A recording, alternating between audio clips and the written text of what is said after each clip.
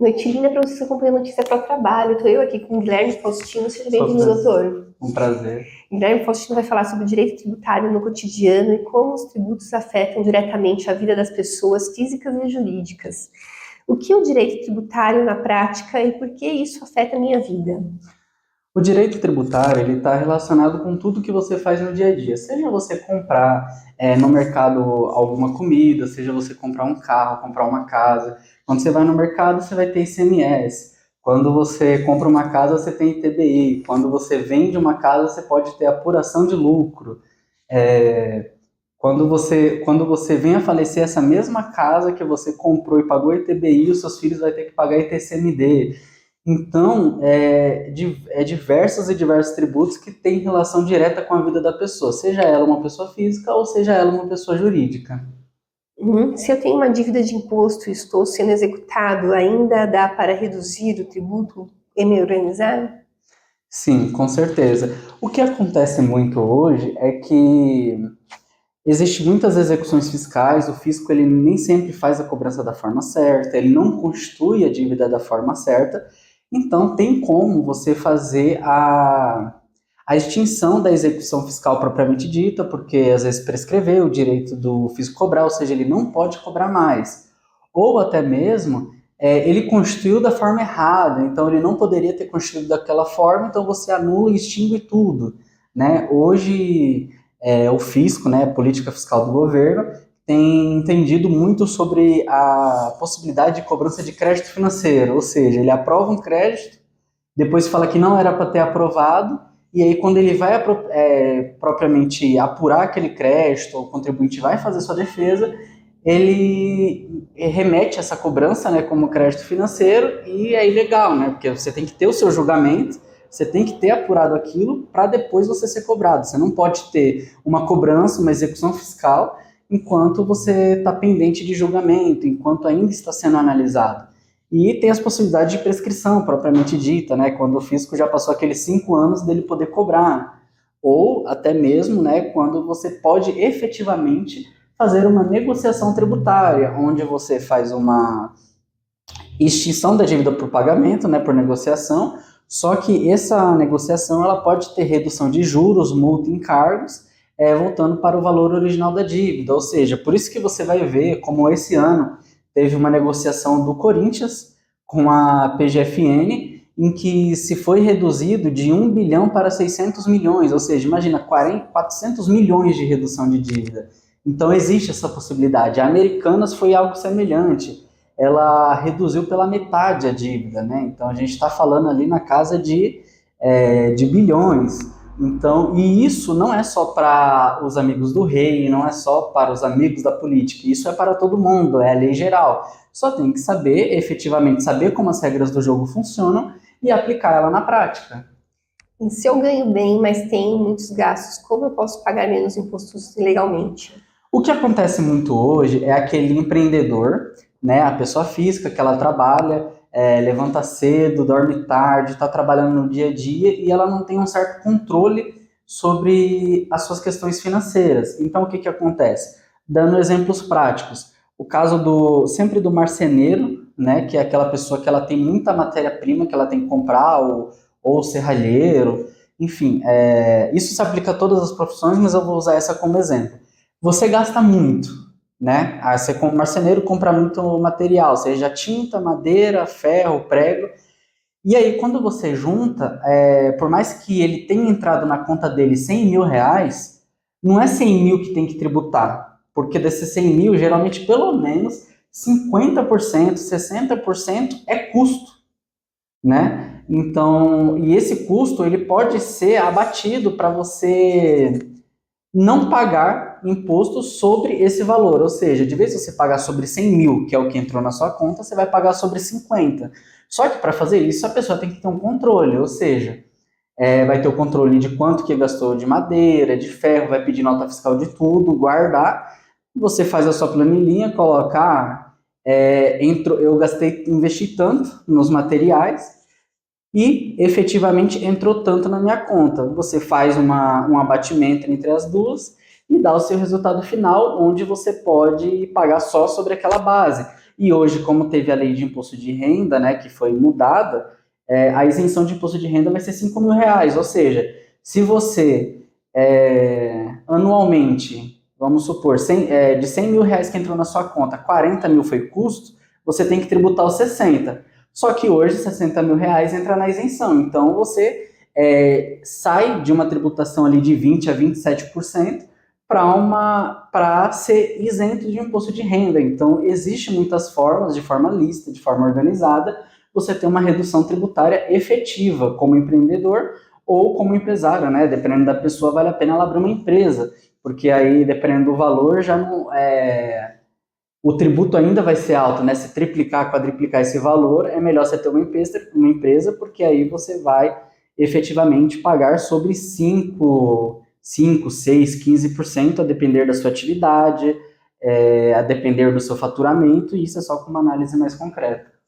E o que é o MEI e quando vale a pena ser MEI? O MEI, ele tem muitas questões. Apesar das pessoas acharem que é só você abrir o MEI e tá pagando efetivamente ali a taxa mensal, né, que hoje está por volta de R$ 70, R$ 80, e é só isso, aí você declara pelo mês. Só que não é assim que funciona exatamente, né? Hoje o MEI ele tem um limite baixo, né? Um limite que está defasado de R$ 81.000. Esse limite está para ser aumentado para 140 ou 150 mil em alguns projetos no Senado, que só esse ano que veio movimentar, né? Já está há alguns anos parado. Mas o que acontece? Não é você simplesmente pagar aquela taxa e declarar um valor, porque quando você declara no MEI, depois você tem que declarar na sua pessoa física. E aí o que você declara na sua pessoa física, você tem que ver efetivamente se você não vai ter que pagar tributo. Então, se você declara lá 80 mil por mês, 80 mil por ano no MEI, né, que é o limite ali, 81 mil hoje. Se você declara 80 mil, 81 mil no MEI, você tem que declarar, fazer a leitura desse faturamento e declarar na pessoa física. Se não, o que vai acontecer possivelmente, porque existe muita fraude hoje no MEI, e teve notícias sobre isso da Receita Federal, do governo falando sobre fiscalização, é que o MEI está sendo muito usado como fraude. Então, possivelmente, o que eles vão fazer é começar a apurar o MEI, até porque hoje, salvo engano, existe 10 milhões de MEI, alguma coisa em torno disso. E eles vão começar a fiscalizar, até porque, imagina, se está todo mundo declarando 81 mil e existe muita fraude, o povo não declara nada no imposto de renda, vai começar a ser feita a fiscalização. E hoje, com o sistema cada vez melhor, é só fazer cruzamento de dados, né? Não é uma coisa tão complexa. É ver, a pessoa declarou 81 mil no MEI e não declarou nada na pessoa física, está zerado, ou seja, já houve erro. Então, vai cada vez mais as pessoas caírem em malha fina. Esse ano já teve erro no sistema e milhões caiu na malha fina. Imagina quando começar efetivamente a ser autuado os MEIs por conta disso. E o que vender um imóvel mais caro do que comprei e vou pagar o imposto? E as reformas entram nisso? O que acontece? Geralmente você compra um imóvel ali, comprei um imóvel por 300 mil. Só que você fez diversas reformas, né, melhorou o imóvel, estruturou o imóvel, e hoje esse mesmo imóvel que custou 300 mil, quando você comprou hoje, 5 anos, 6 anos depois, 10 anos depois, houve valorização pelo mercado e houve a valorização porque você reformou esse imóvel.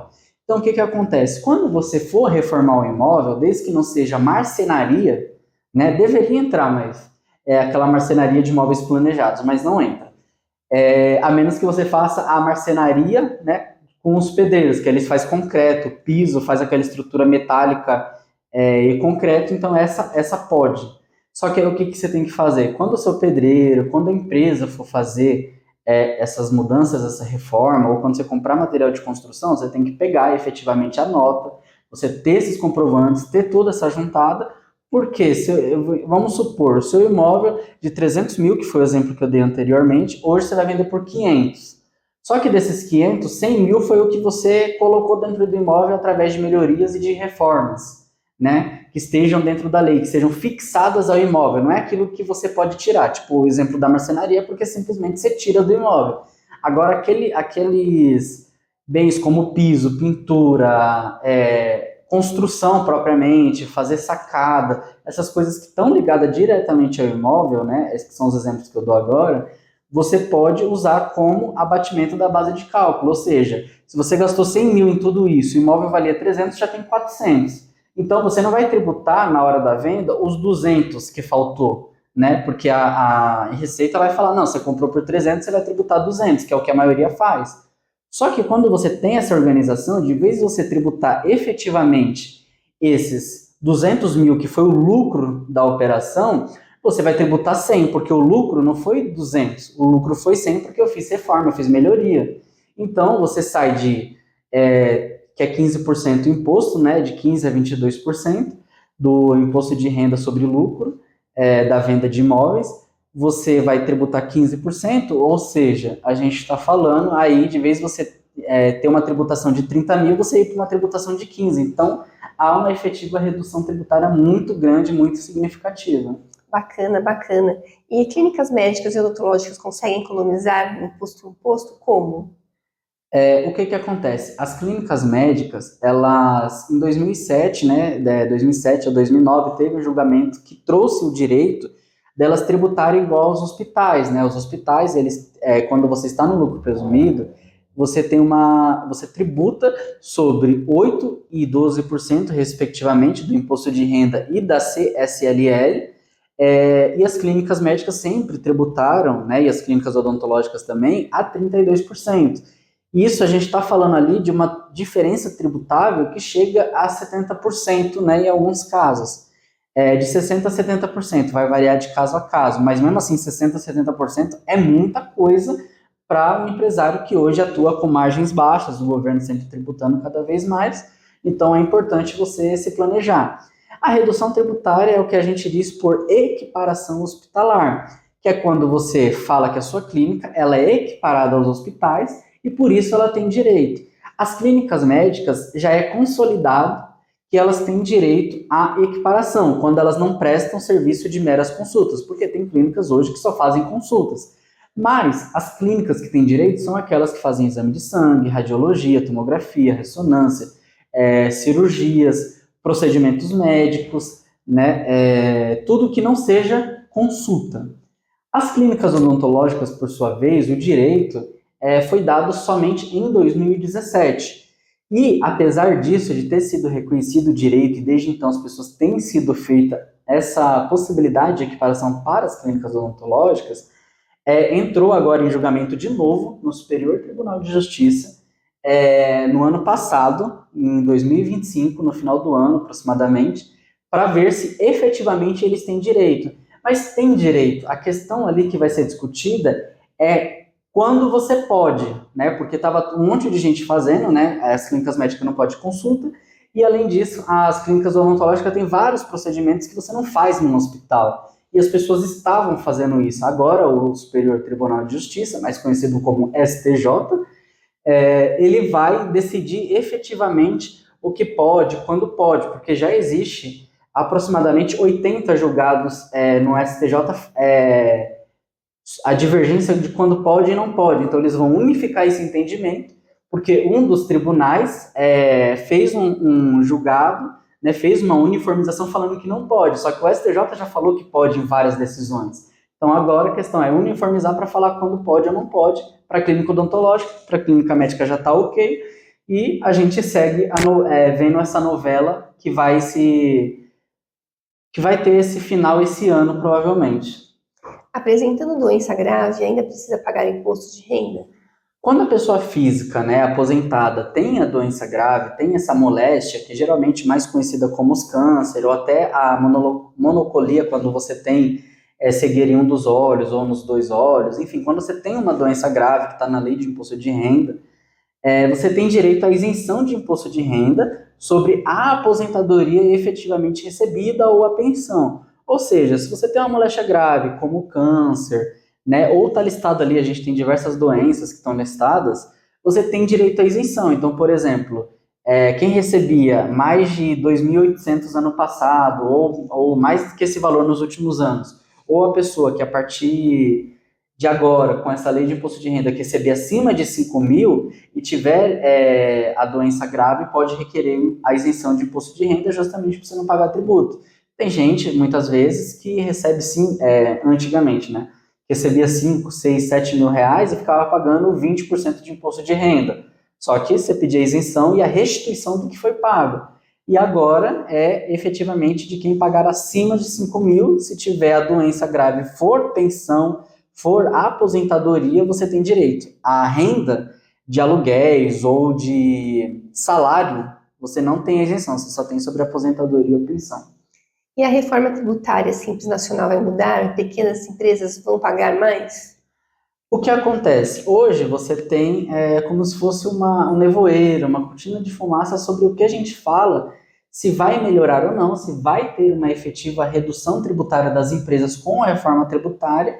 Alguns setores provavelmente vão ter ou vão continuar com a mesma redução, alguns setores já vão aumentar, e como se teve em diversas e diversas notícias, a gente tem o IVA, o maior IVA do mundo, ou seja, a gente já começou a reforma tributária com o pé direito, tendo um dos maiores IVAs do mundo, né, que é o Imposto sobre Valor Agregado.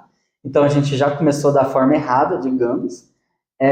Então vai ter um aumento de imposto para as empresas, propriamente dito, mas com o tempo, né, vai haver uma otimização tributária, né, isso não há dúvidas que vai haver uma redução, uma otimização propriamente de redução tributária, mas isso é muito tempo, né, até finalizar essa reforma tributária, né, que a gente está falando aí até 2033, vai haver muita discussão, muito regulamento, tanto que o regulamento do CBS e da IBS só saiu ontem, anteontem, né? Teve a decisão ontem ou anteontem, e só seria publicado hoje, efetivamente, dia 30